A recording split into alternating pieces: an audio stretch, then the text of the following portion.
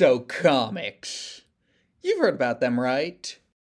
But what about their history?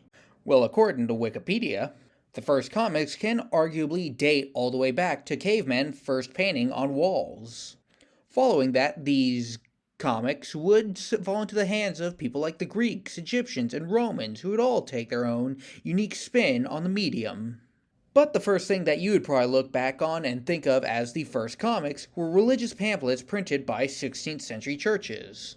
These were originally made to attract illiterate commoners who didn't have much interest in religion at the time. However, with the shift into the Industrial Revolution, comics would shift hands from people who prayed at churches to people who preyed on local celebrities. And as political cartoons began to make their debut, magazines all around England would start picking up comics and making them a mainstay in their format. This would lead to the Platinum Age of comics. In this age, comics would radically change, with the introduction of things like speech bubbles and multiple panels would replace the original scroll format, which just used a singular image with text on the top and bottom of the page. With this change in formatting, comics would begin to spread across the world and find their way into American media, leading to the creation of several classical characters you may know about. And with this change in setting, along with the influx of artists entering the comic industry, this would eventually lead to the Golden Age of comics. Here I can guarantee you are familiar with this age. Not only would this be the age where comics finally got their modern formatting, but this is also the same time in which superhero and action comics would start to take off. Characters like Batman, Captain America, the Green Lantern, and Superman would all be introduced and find critical and commercial success on both the page and on the screen. Comics got to be so big, and parents became so scared that the US Congress began to pass legislation just to control and regulate the comics industry.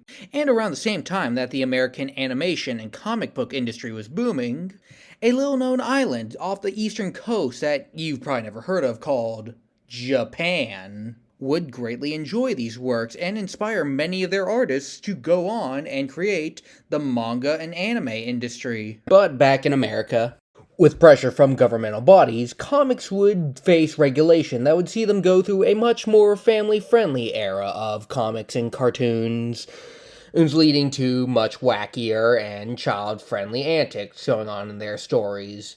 This would lead to the Silver Age of comics and the rise of events like Comic-Con that would start to become a yearly event for all comic enjoyers across the world.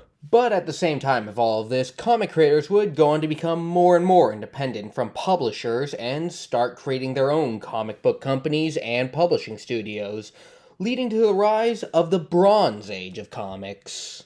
Now unrestricted, comic book creators could be as cynical, as violent, as unpleasant as they wanted in their stories. This would lead to the creation of modern-day Batman, or My Life in Hell, the cynical story that would make Matt Groening famous.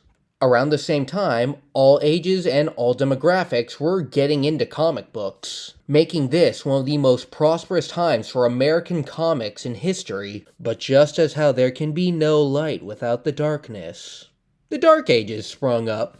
Ironically, this would be an age of great advancement for the comic book industry, as the introduction of things like webcomics and other digitalized art forms would spring up with the help of computers. Much rather, the darkness came from the new themes that were being introduced to the industry at the time with the help of anime and manga, or the popularization of the anti-hero that was becoming more and more common around this time.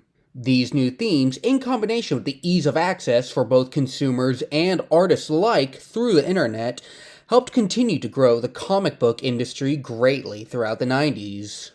This leads us to the modern age of comics. And it would be no exaggeration to say that comics are a cornerstone of pop culture today. Marvel and DC, who got their start in making comics, have since dominated the movies market with their many beloved IPs. Many webcomic artists have gone on to diversify their portfolios into some very lucrative careers. Like how the creators of Penny Arcade would go on to found PAX, the biggest gaming convention in the world. And the Japanese convention Comiket has gone on to become the world's largest fan convention in the entire world. That's why comics are still succeeding today.